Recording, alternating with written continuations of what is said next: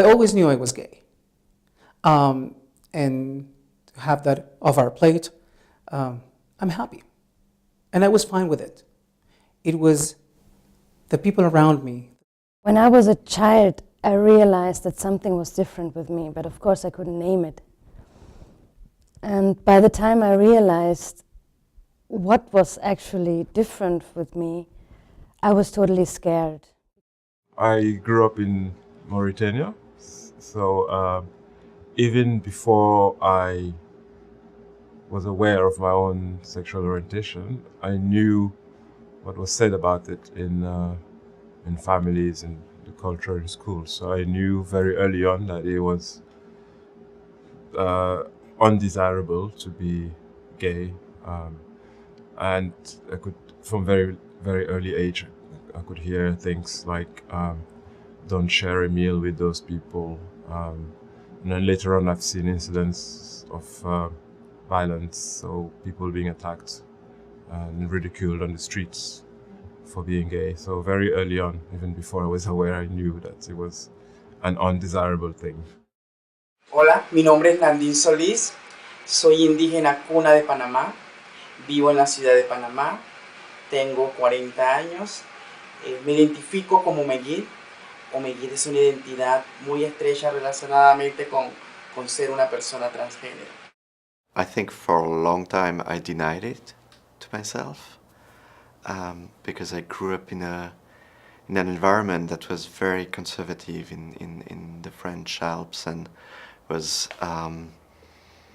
I didn't know anyone who was like that, and there was no visibility. So it was indeed so scary that I totally denied it for years and years.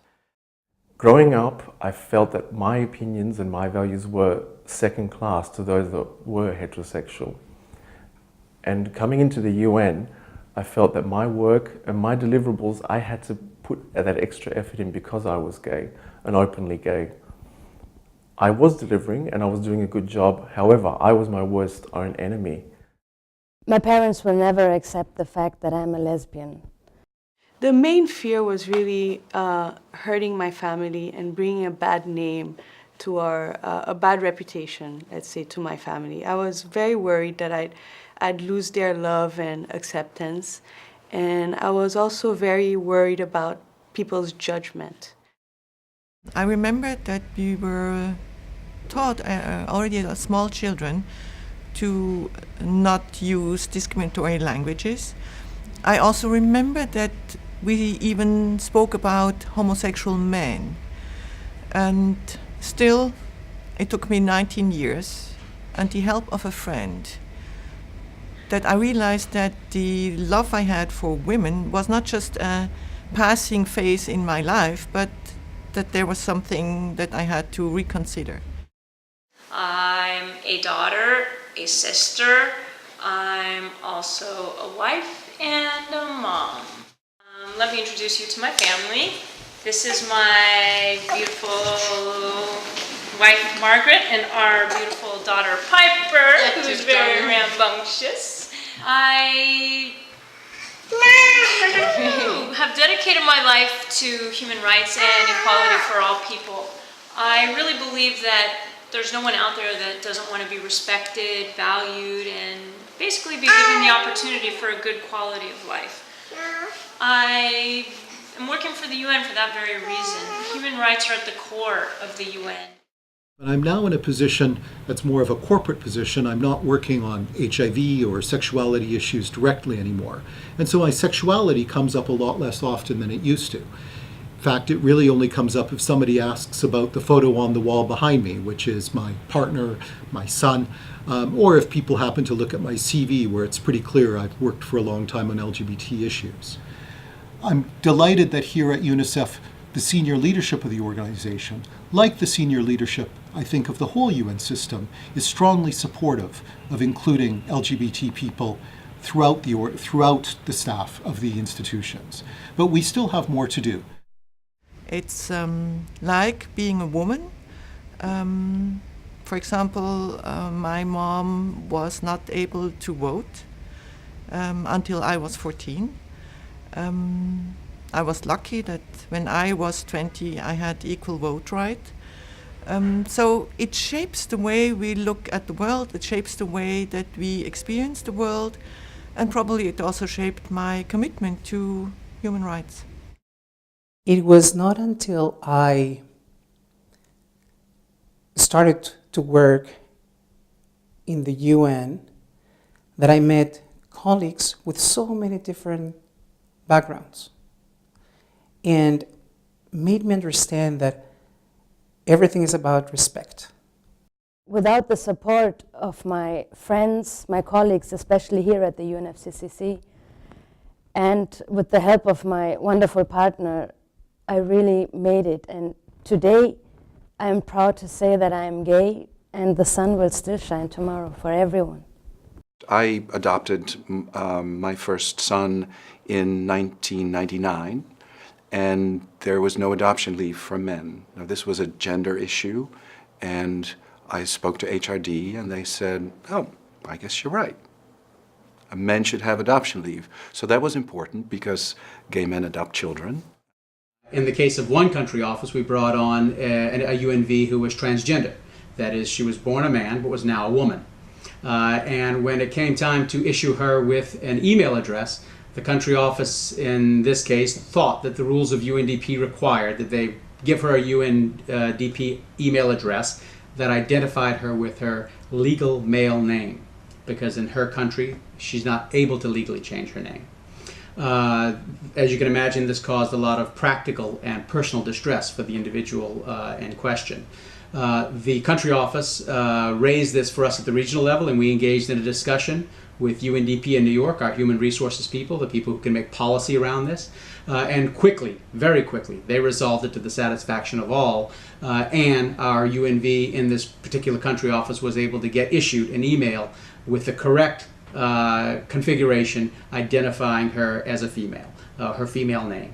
And what this says to me is that in UNDP we have come a long way, even though this is a very small example. It shows that in fact we have a conscience about the issues of LGBT and human rights and what these issues mean in a way that perhaps we did not until very, very recently. Durante mi paso aquí en Naciones Unidas pude experimentar y pude percibir la poca participación de las personas que pertenecen a la diversidad sexual.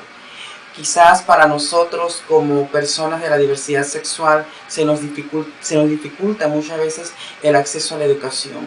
Por ello, cuando Naciones Unidas hace convocatorias de formar parte de su equipo, muy difícilmente acudimos a ese llamado. Se me brinda a mí la oportunidad y yo creo que con eso doy el ejemplo de que compañeros se sumen a esta iniciativa, ¿no? De que Naciones Unidas también considera a las personas de la diversidad sexual a formar parte de sus equipos. A lot of people at the fund come from societies that are much less welcoming to gay people, and that is a baggage that you don't leave at the door when you come to the IMF. It's very hard to overcome that, I think, for people who come from those societies. The United Nations principles of human rights, integrity, diversity, and respect have always been very dear to me, and were the very ones that drew me to working for this amazing organization. But of course, the UN is not perfect. I was open about being gay throughout my career with the United Nations, and in a leadership program in UNDP, I was asked if I could go anywhere in the world. I said yes, but perhaps with the exception of going to a country with Islamic law and death penalty for homosexuals. It's also interesting that in many cases, I felt that the issue was not me. It was just people reacting to just the subject matter. So people have very deep feelings. So I didn't take it personally always, because it's just people reacting to. And there's also a lot of ignorance sometimes. So in what people say, you can sense lack of knowledge. So the one way of dealing with it is to also bring knowledge to the table and get people to say, and then you get them to say, I didn't know this. And, so discussions can have a positive outcome sometimes. I hope that those people that are watching this might think of the colleagues that are sitting next to them in the next office and maybe they aren't openly gay or lesbian, transgender or intersex, bisexual, and that they have the sensitivity to understand that those staff members also have the same rights as other staff members. I also hope that we provide a culture where staff members that might have difficulties with their sexual orientation or their gender can stand up and feel comfortable and turn to other colleagues like those that are in these videos and themselves understand that they're not alone. I think it's best to know that everybody is different and to assume that everybody is different and then just to be ready to learn. I think it's by showing that you are respectful. It's not by saying the right words. Have courage, and your human rights are fully protected. And people with different sexual orientation themselves, they have a fear in coming out as well as in reaching out with their colleague, staff and friends. I think they should feel free, and I made it quite clear that as a Secretary General, I will make United Nations as the best workplace where LGBT staff will be able to work freely.